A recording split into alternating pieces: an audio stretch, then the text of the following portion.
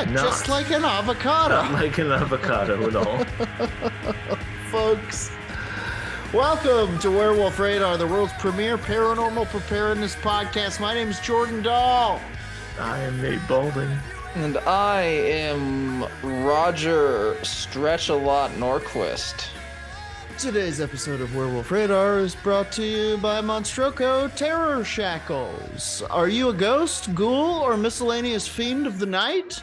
Are you driven by unknowable anguish to rattle, shake, and thrash eerie chains while moaning loudly, that the concert of your pain might serve as a warning to the truthless living? Then try Monstroco Terror Shackles, the only high-performance shaken chains with clatterproofing.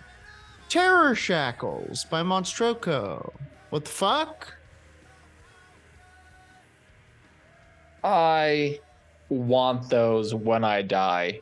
You'll It have is some. the exact type of ghost I want to be. As their slogan says, you forged this chain in life, Roger. I'm wearing some right now. Mm-hmm. Dude, I'm trying to get a long chain. I've been pushing homeless people in the street. I've been telling kids it's Halloween on Christmas. Oh, that's good. That's a good one. Yeah, right. If you can ruin Halloween for them and tell them there's no father fingers.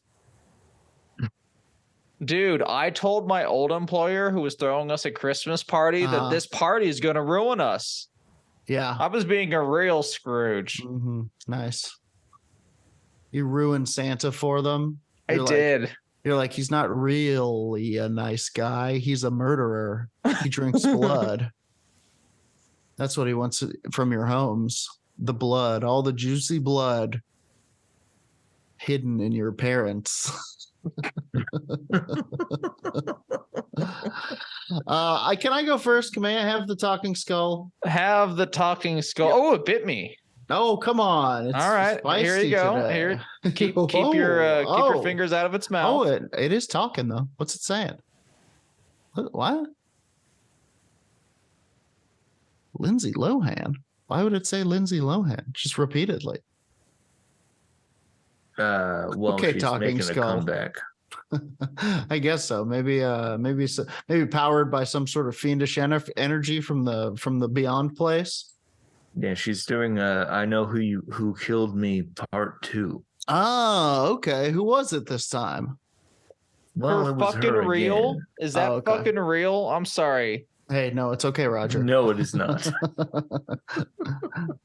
I got a weird one for you. This isn't necessarily Soup's paranormal, but I thought I'd do an economic report for mine. No. We're going full coast to coast. Invest your money in gold. Jordan's gonna teach you how. No.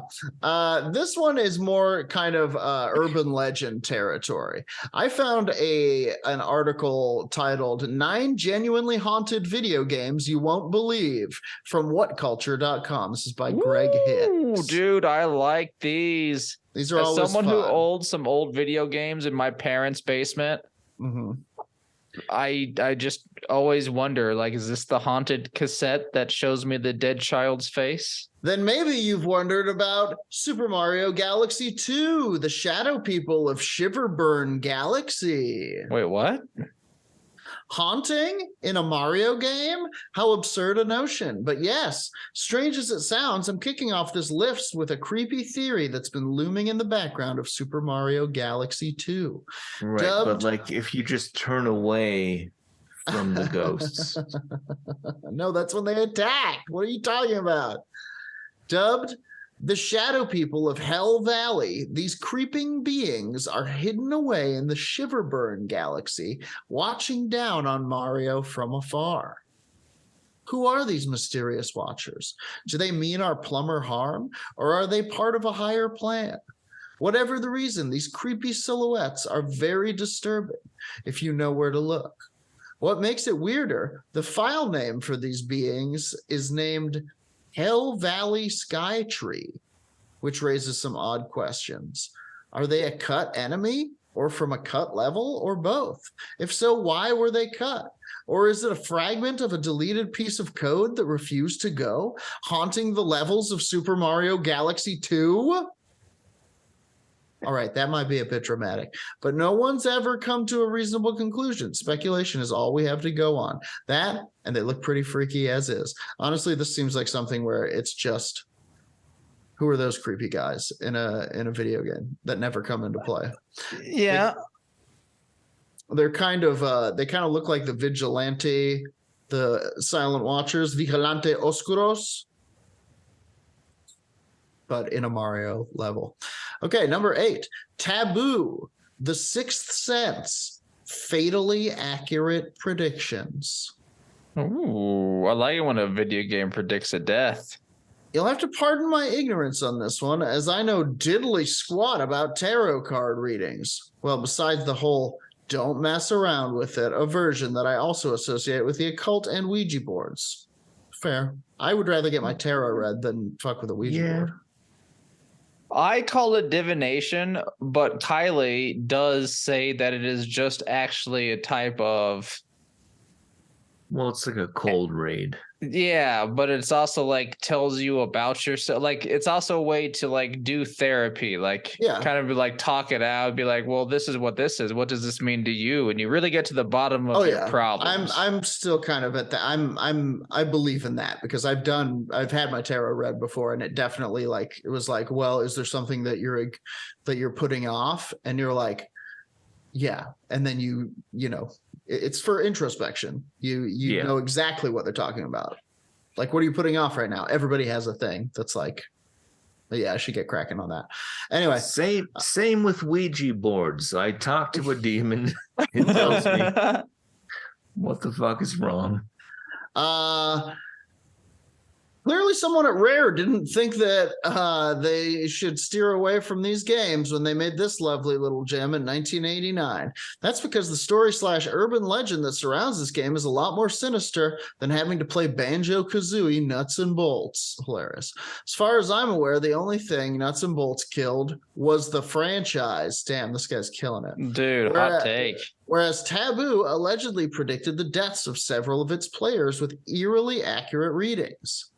Now, you could skeptically put this down to unfortunate coincidence. How is an NES game capable of predicting something this catastrophic? But then, much like its real-life counterpart, what's to say these aren't true? Personally, I wouldn't mess with the occult. Blah, blah, blah, blah. It was kind of fucked up that we all had to murder Larry Wilder in that game. That was fun. That was weird. Kristen Larry. There was this game called Taboo. They released it in 1989, and according to legend, it accurately predicted some of the people's deaths. Like how? What type of game was it? Does it say? It was literally questions. A tarot game. I have one. You can Google it to see more screenshots of it. I have one screenshot of it where it's like a card that you flipped over that says significator card strength. The situation at present is strength, courage. And like that's what it's like a fortune reader. So you could get one that says like today is a dangerous day. Don't go outside of your house. And then like, so they play it and then they got hit by a bus. They got creamed, yeah. I mean that's eerie as fuck. Next up, Legend of Zelda Majora's Mask. Wait, what? I love that game. Legend of Zelda Majora's Mask. Ben. Well, count your days. Ben. I feel like I should be telling this around a campfire at night. That's how urban legendy it is, says this guy. Use your imagination. I'll do my best. The legend goes that a college student chanced upon a delabeled N64 cartridge with Majora written on it from a garage sale table. Manned by a character that'd sell you a Mogwai too, just for authentic weirdness. I'm going to try to snip around more of this guy's writing. So our hapless gamer boots up the game, notices a save file named Ben, and rightfully deletes it. Turns out, apparently this was a mistake. The save file belonged to an 8-year-old boy named Ben. Actually, Andy. I don't know why. I'm kidding. That's weird. No, it was Ben. His name was Ben. Turns out it was a mistake. The save file belonged to an 8-year-old boy named Ben. who drowned it sometime prior. Deleting the save was only the beginning. The tale is huge. There's some on Creepypasta, but the abridged version is that Ben haunts the cartridge with mysterious messages cropping up and other shenanigans, and then it goes over into real life, starts getting text messages, stuff like that. It very much feels like a creepypasta, but this is the urban legend is this haunted save file, basically. And the kid apparently is all like, would you like to play Majora's Mask? Yeah, exactly. We could get the big wallet today. What's your favorite Majora's Mask? What's your favorite scary game? Okay, number 6. It has to become 64 bits, right? Yeah. Bits of terror. Next up, Pale Luna, A Murderous Smile. Text-based adventures can sometimes lead you to terrible fates, like not being able to get a babblefish, I understand, or at worst, dying of dysentery. I don't understand what that means. Good one, though. I think it's a Oregon Trail. Yeah. Legend goes, the legend goes that Pale Luna was a text-based game that was circulated around the San Francisco Bay Area. Often reported as broken and unplayable, it was only when a player named Michael Nevins finally cracked the game that it took a sinister turn. Though what one could only imagine as rigorous trial and error, Michael persevered for a good 3 hours, trying every possible combination of words to get somewhere, and somewhere he did. Pale Luna revealed some coordinates to Lassen, Volcanic Park in California, to which Michael did travel. Armed with morbid curiosity and a shovel, Michael set about digging. I won't spoil it for you, what he supposedly found, but it was enough to root Pale Luna as a creepy urban legend. You fuck. Tell us what he found, you idiot. He found a body. I mean, it's a body, okay. Right? Yeah. I don't know. Sorry. That's me guessing. Good job. Next up, The Elder Scrolls 3 Morrowind Killer Mod. Ooh. Oh, yeah. One of my favorite games. I've actually died in this one many times. Oh, wait, wow. What? It's real and you played it? The story behind JVK1166Z.ESP, a mod for Morrowind, is that on installation, it would drive players insane and corrupt their save files. That does sound like you might have played it. I mean, having my save corrupted would push me over the edge too, but it gets weirder. Once it's up and running, JVK1166Z.ESP would kill all the main characters in the game, which would be annoying, but not nearly as much as your health dropping if you stood motionless. If you allow this to kill you, it gets weirder still. Once back in the game, a new spider-like character supposedly appears, lurking about your screen. NPCs started acting weird, and a new dungeon appears called the Hall of Portraits. What was creepy about this? Well, these portraits were all pictures from your computer's own gallery. Oh, I hate this. The legend goes that players who played this mod on went insane over time. But if they went insane, how would we get these stories? Well, they could have told us what happened. Fair. Next also just sounds like DLC. It sounds like fucking good DLC. If a listener out there is a modder, perhaps you make what was just described. Got an access to this horror? Send it our way. It seems like it would be easy to do by today's standards of video game development. Yeah. Number 4, Pokemon Red Blue, Lavender Town Syndrome. You know about this one? I know a little bit about this one. I've heard of it. Okay. The story goes that upon release of Pokemon Red and Green in Japan back in 1996, everything was fine until players hit Lavender Town. Supposedly, the music was of such a frequency that it was driving kids aged 7 to 12 to commit suicide in droves. A bit like those anti-delinquent frequencies they put outside supermarkets, but, worse. The curious similarity is that all the deaths were allegedly by height or hanging, or if not suicidal, children were reportedly having severe headaches. Trigger warning. Sorry, posthumous. To possibly give some legitimacy, the music has since been changed to something a bit more accessible. Crazy. Is that culpability or covering up something more sinister? You be the judge. I think we goofed. I think it's like a 13 Reasons Why situation to where, for whatever reason, what they did led to such a spike in suicides, they had to change everything about the show this time. That town song. Yeah. It affected people. Yeah. It's the brown note of murder. Nice. The murder note. I mean, it was definitely the video game and not some sort of, regional issue that needs to be addressed by all of the parents involved. Yeah, no, it was the video game. It wasn't something that the government should deal with. Yeah. Number 3, Berserk. Get a high score, lose a life. Ooh. The great thing about the 80s, blah, blah, blah. This guy sucks. I don't want to read this. Berserk, released in 1980, is regarded as one of the best examples of top-down shooters of its time, inspiring the likes of Smash TV and such. The simple concept of shooting lots of robots proved popular at the time, with many trying to achieve the top score. So far, normal. That is until a 19-year-old died of a heart attack while playing Berserk 1 year after its release, with a high score of 16,660. Weird, no?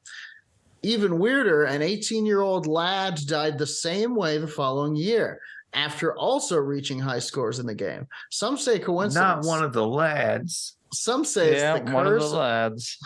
Some say it's the curse of the game's invincible bad guy, Evil Otto, cursing the players who dare try and trump him. Well, why would they make a game with an invincible enemy?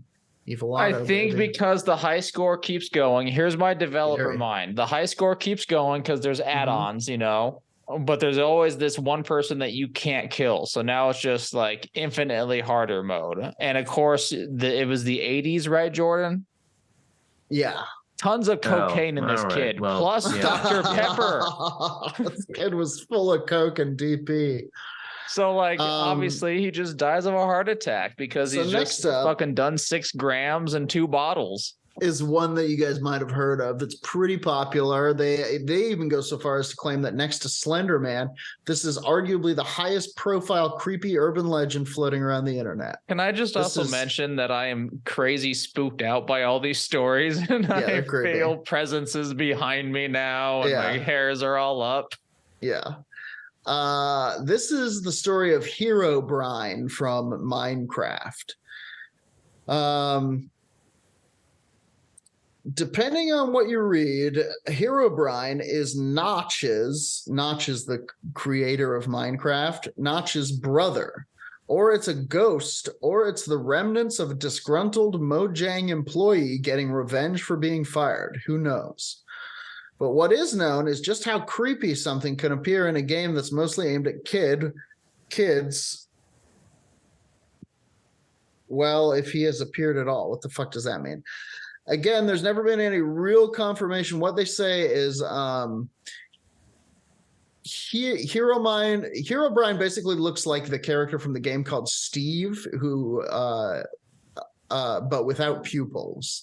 And the story goes that it is the creator of Minecraft's brother Notch who played a character called Herobrine, but died before the game released, and then it became all popular, and Notch started seeing Herobrine around.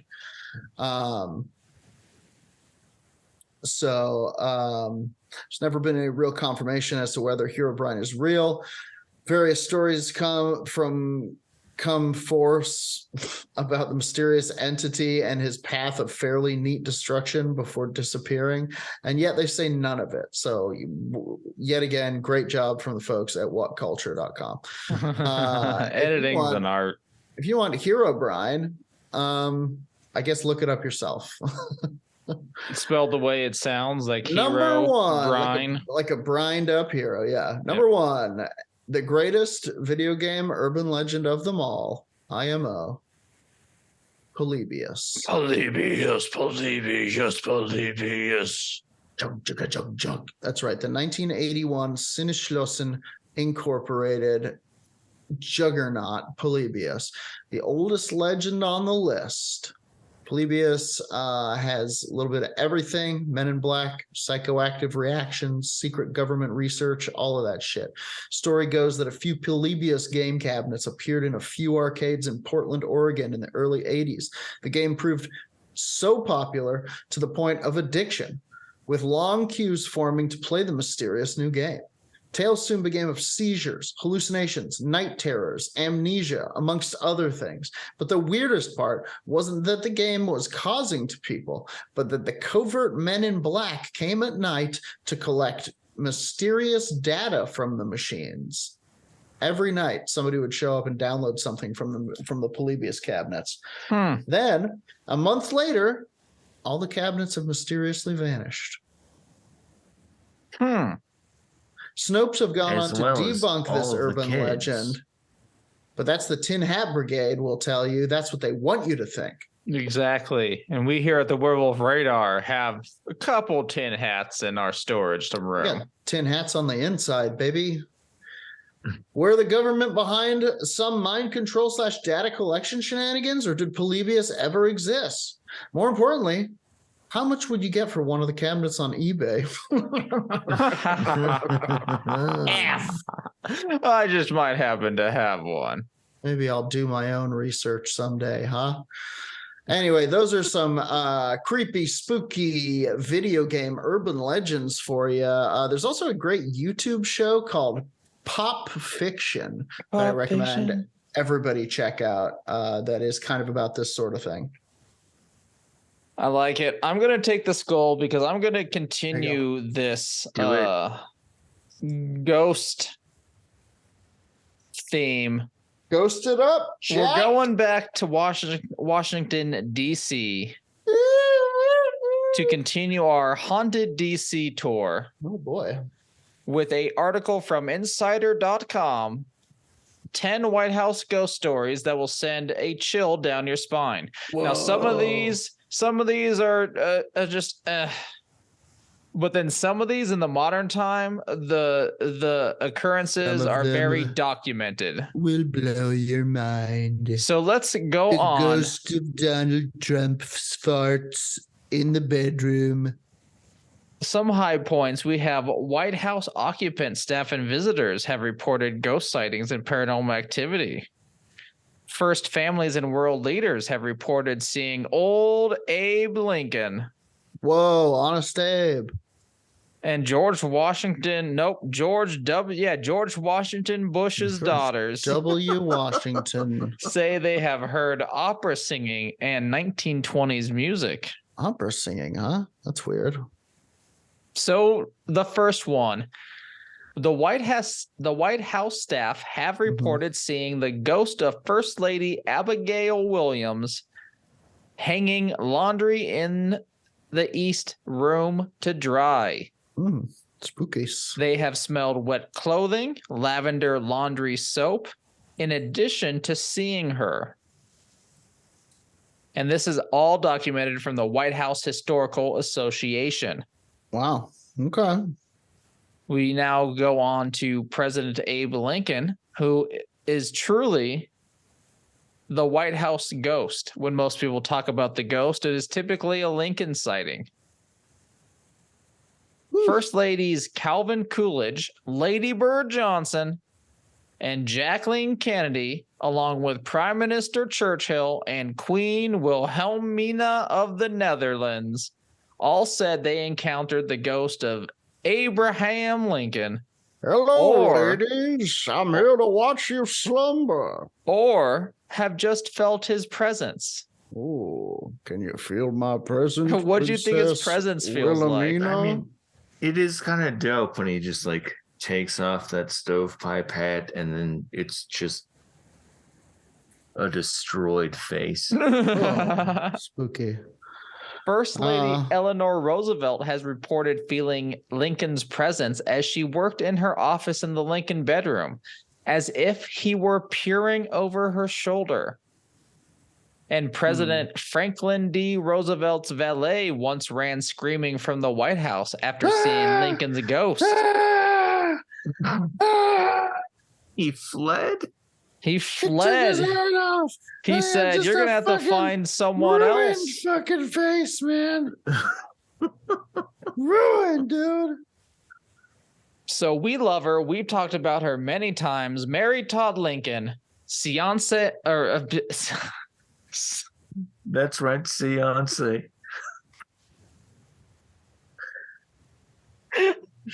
He had several platinum hits.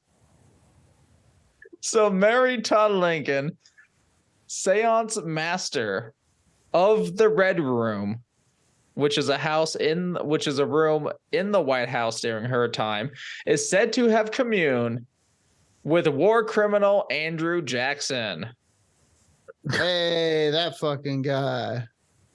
Supposedly, when she did it, Jackson started appearing, swearing and stomping through the executive residence. Bitch, shit, damn ass, epithet. Now, Lincoln's nope. Jesus, I can read.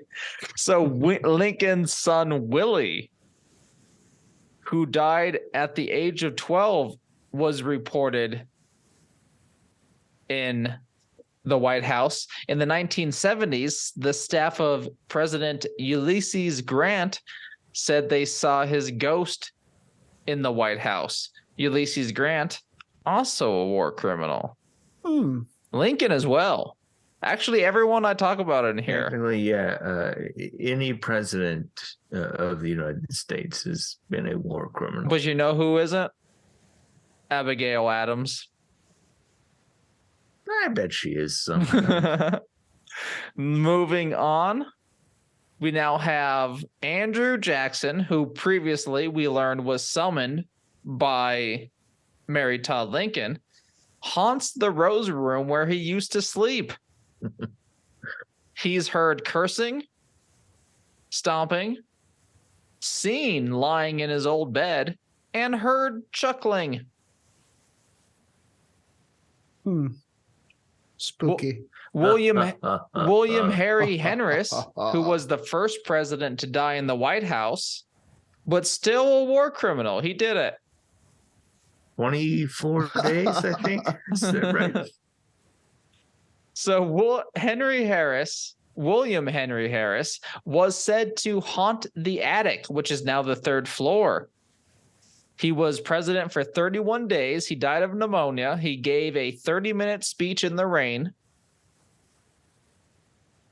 And his ghost is said to have been heard moving around the attic in 1927. William Henry Harrison. Yes. His ghost is probably bummed out that he was like, I never really got to president at all. He was sick for that whole time. He had I was sick the whole time, coughing around. I've never served out my term. Now here we have... I'm gonna stick. Now we're in modern times, and the reports get a little bit more interesting. We have President Harry Truman reporting several instances of paranormal activity during his time in the White House. Interesting. In June, keeps running out of the Oval Office. In June of 1945, Truman wrote to his wife, who went by the name of Bess, about life in the White House during the first 2 months of his term. He writes, I sit here in this old house and work on foreign affairs, read reports, and work on speeches. All the while listening to the ghost walk up and down the hallway, and even right here in the study. The floors pop and the drapes move back and forth, and I can just imagine old Andy Jackson and Teddy Roosevelt having an argument over Franklin. Frass. Blah, blah, blah, blah, blah. In 1946, he writes Bess another letter after he heard a knock on his bedroom door, but no one was there. I jumped and put on my bathrobe, opened the door, and no one was there. Went out, looked up and down the hall. Looked in your room and Margie's. Still, my room? No one there. Your room, Bess. Ah. Went back to the bed after locking the doors, and there were footsteps in your room, whose door I'd left open. Jumped and looked, and no one there. The damned place is haunted, sure as shooting. The Secret Service said not even a watchman was put up there at that hour. You and Margie had better come back and protect me before some of these ghosts carry me off. Wow. So they didn't sleep together? No, No, she slept in the yard. This was 18 something. They were respectful to each other. Consent mattered 100%. They met in the hallway if they wanted to do anything, and they just made sweet love on the hallway carpet. Would you like to adjourn with me to the fuctuary? We can sign the requisite papers and have them filed within a fortnight. No, I did find it weird, but Kylie's parents do that, and the reason is because one of them's a snorer. I see. One of them's a snorer. One of them likes a waterbed, and then the fuckuary. But that's not for us to mention. Sure. That's very personal. They have separate rooms. It's actually like a super positive situation. Now, Harry Truman and his fuckuary, I'm willing to talk about. It was haunted. Oh yeah. Andy, Teddy, and Franklin watched them bone a many a night. Oh boy. But I am now interested if Truman is writing about this shit. What are other presidents writing in their letters? All that shit, isn't it like public domain? It's a good question. I want to read the president's letters. I want to see all of them. I want to hear about every haunting. Secrets I don't care about. Keep your personal spy craft shit. I'm here for the haunting stories. Yeah, for real. Now, when President Ronald Reagan's dog Rex began barking at the doorway of the Lincoln bedroom, he suspected a ghostly visitor. Oh boy. At a 1986 dinner, Reagan told guests that Rex had barked at the entrance to the Lincoln bedroom and refused to go inside. Reagan's daughter and son-in-law also reported seeing ghostly figures in the bedroom. Just more confirmation. Here we go. We mentioned it a little bit. President George Washington Bush's daughters, Jenna and Barbara, heard opera singing and 1920s piano music. Boy. But it was coming out of their fireplace in their bedroom. Jr.? Barbara Jr. That's gotta suck. I believe is how it's pronounced. Barbara and Jenna. They said, or Barbara, no, Jenna wrote in her memoir with Barbara. Okay. They wrote together, we knew that if any place was haunted, it was this house. But we tried to rationalize it. Sisters first. When the White House butler, Buddy Carter, asked the girls how they slept, they told him about the mysterious singing and music that they heard. Oh, Miss Jenna, I believe you. You wouldn't believe what I've seen and heard over the years. Buddy hasn't told me his ghost stories, but I keep hoping, she wrote. Buddy, tell your secrets. Tell me your secrets. Hashtag Buddy Carter, tell us your secrets. Werewolf Radar 2023. Hashtag the longer what does Buddy hashtag. know? What does Buddy know? The Obamas are now here. First Lady Michelle Obama said that she and Barack Obama, her husband, you might know him as, once heard noises coming from the hallway outside their room. Very Truman-esque. Go check it out, Barry. Go fuck yourself. For sure. But it gets... Oh, God, the ad. Okay, I'm away from it. She also said that family members had odd sensations as if someone was gnawing at their feet. That's awful. the normal thing that the Trumans did.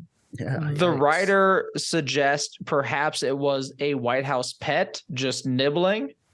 You know, I've had dogs that like to nibble at the fingies, at the toesies. Yeah, but not ghost dogs. Have you ever had anything that wants to nibble at your feet while you slumber? That's awful. Not while I slumber. Yeah, normally the dog. This is like a playtime, and I was running, and now it's like, you know, not when it's like sleeping and like everyone's tired. There's not a lot of toe nibblings. Sure. Anyway, I feel like they have a White House succubus. The White House is haunted. That was 10 White House ghost stories. Hopefully sending chills down your spine. Pretty spooky stuff. Hopefully the equal of what Jordan did. Next week, I'm going to continue on with Haunted DC, closing out with something big. I'm going to find a good story. We're going to delve deep into the paranormal DC community. Delve it hard. Yeah. Nate, I'm not going to touch the speaking skull anymore because when I took it from Jordan, it bit me 3 more times. I think I got the poison inside of me. If you will just deal with it.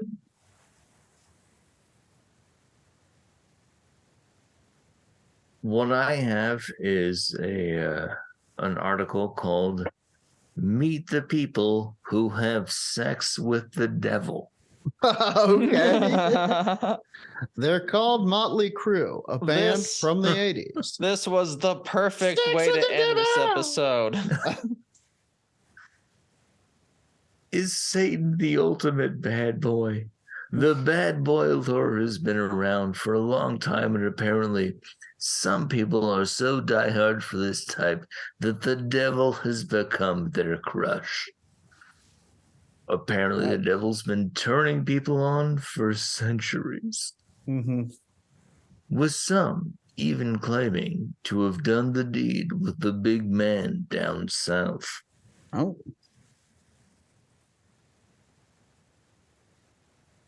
So who are these people that are having sex with the devil, and how did they manage to hop in bed with him and live to tell the tale? Dude, right? Because like he's got the horns, and like during sex, you know, shit's getting thrown around, and like you could get stabbed on accident. The devil's not even trying. Those wangs swanging around the room. It's all Tim Curry about it.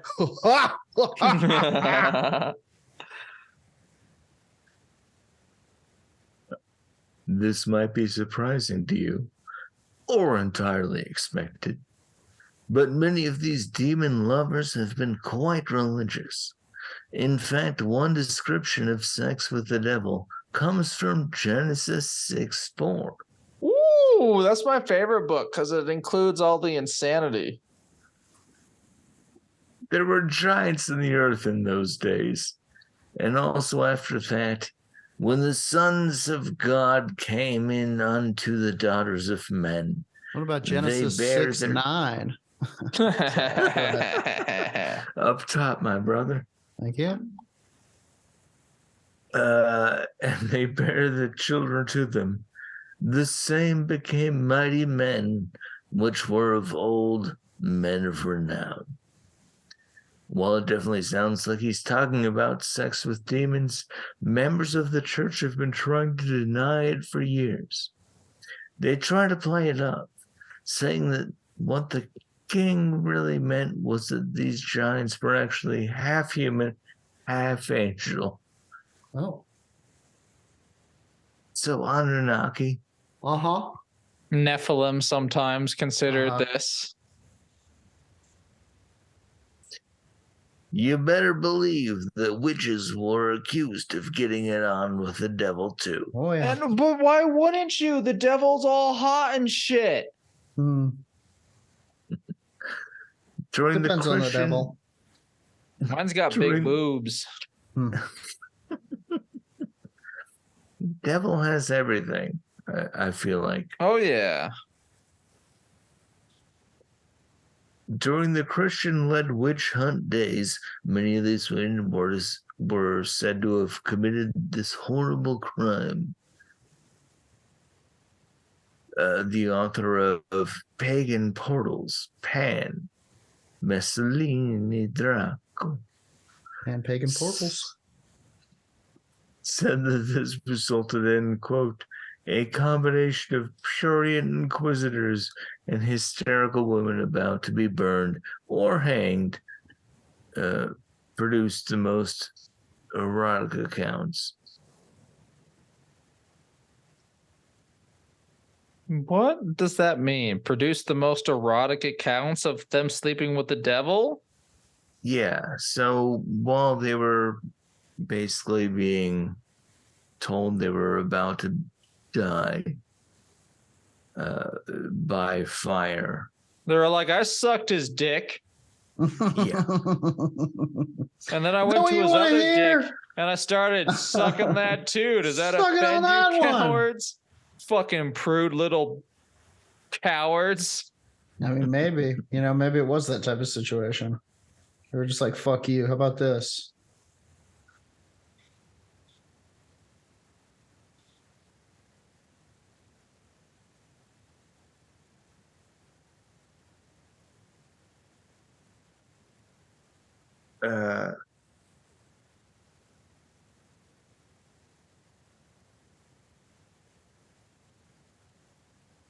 Nate, as we discussed earlier, reads from microfiche he stole from a library that he did not burn down because the courts found him innocent. But I maintain Nate did it. I should have taken all this over to Google Doc. I did not. One witch said that the devil's mouth was, quote, as cold as clay. Yeah. Oh. While another said that his semen was, quote, intolerably cold. Well, I mean, that's at least it's consistent. Dude, Satan reminds me if there's any Twilight merchandise fans out there, the Edward Cullen dick. And it was a dick that you put in the freezer. Yeah. Freezer cock, yeah. Awful. One of my favorite Batman villains. Old freezer cock. Others described his penis as being forked.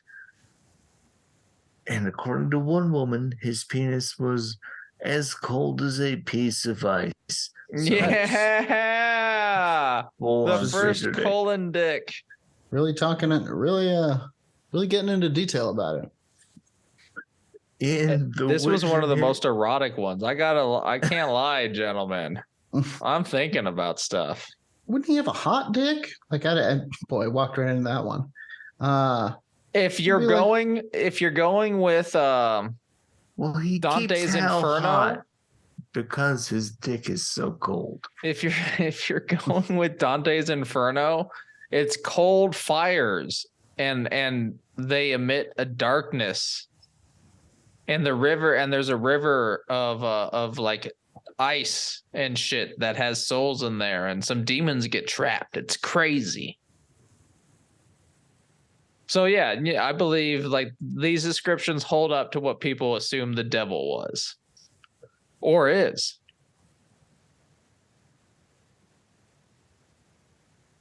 In The Witch in History, early modern and 20th century representatives, which is a book you can find. The story of a woman who admitted to witchcraft and the killing of children was included.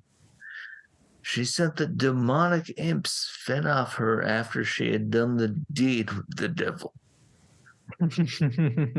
Nice. Quote, her imps hang in her secret parts in a bag, and her husband saw it, and these imps sucked on her. Yikes. While people having sex with the devil has been historically looked down upon, it wasn't all bad. Yeah, people say they look down on that. Not us. I mean, maybe not me. Not Roger, a werewolf radar. In the Book of Oberon, written during the 16th century, which is like witch hunting times, it actually gives instructions on how to actually enjoy sex with a supernatural being. Yeah, paranormal preparedness. Here we now go. We're talking the 3 Ps. Quote, the spell includes carefully preparing yourself, as well as the bed, table, and room, with a magic circle and a wand. Which honestly just sounds like taking a bath with like a good vibrator. Yeah, get yourself ready. This is gonna go all night, so like get stimulated. He'll be over. You just stay in the tub. Leave the door open. He's gonna come in with roses or some shit, maybe some chocolates. I don't know what women like. Chocolate roses. I brought both. He just stomps in his full demon form. I brought all of the things one requires for making human love. Chocolate roses, scents, various pungent odors. I shall now go down on you. And then metal music plays.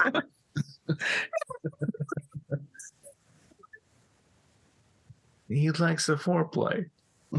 Yeah, the devil gets you there. Like a foreplay.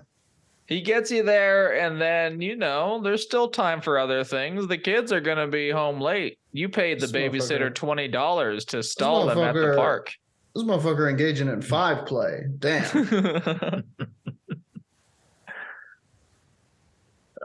In any case, 3 fairies, Mikol, Titam, and Burfax, are called forth, entertained with food and drink, and then one of them agrees to stay and fulfill the requests, including giving you a ring of invisibility. Are we sneaking up on the devil? Well, the devil wasn't prepared for this. The devil has been out at work all day. And we're going to surprise him with the invisible reach around. It's just a nice thing.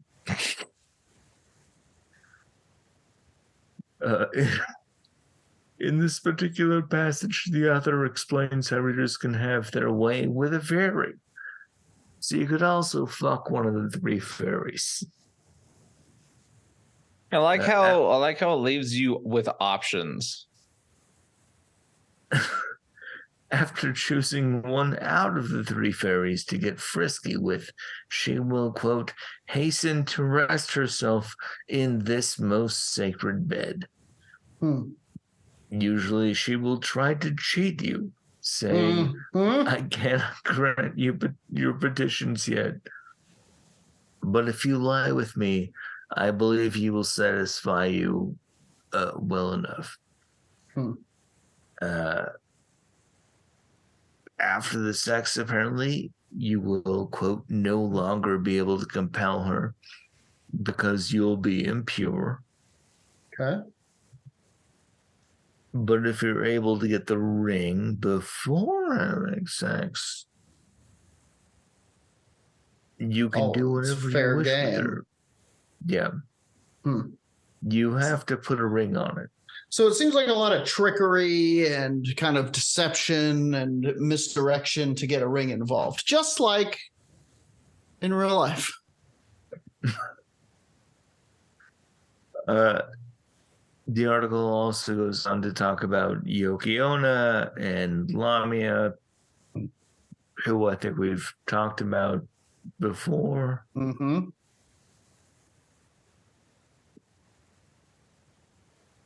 But yeah, if you want to fuck the devil, it seems to be doable. Well, does it have to be a finger ring? Asked the chat. No, it can be a ring for your penis. Nice. I would imagine it can not your toe, wherever though. Rings go. It can go wherever rings go. Penis rings, yes. Well, folks, I think that brings us to the end of another episode of Werewolf Radar. We do thank you for joining us. Cheesebot, Janet Bravo, thanks for kicking it in the Zoom room. If you like what we do, you too can become a Dark Council member and join us in the Zoom room for these recordings. Go to, where is it? Patreon.com/werewolf radar. You can also, that's our Twitch. You can also find us on Twitch. Twitch.tv/werewolf_radar. We play usually 4 o'clock Mountain Time on Mondays. We'll play tomorrow. We're trying to fill the void that Aiden Ross has left. Trying. Shout out to Chuck from Snappy Little Numbers for our intro and outro song. And shout out to you, the listener, for giving us 5 stars, wherever stars can be given to people of our ilk. Until next time, this is Werewolf Radar. Once again, using our secret sign-off line. Please tell folks about the show. On the count of 3, 1, 2, 3. Punch the sky, Spaceman Joe.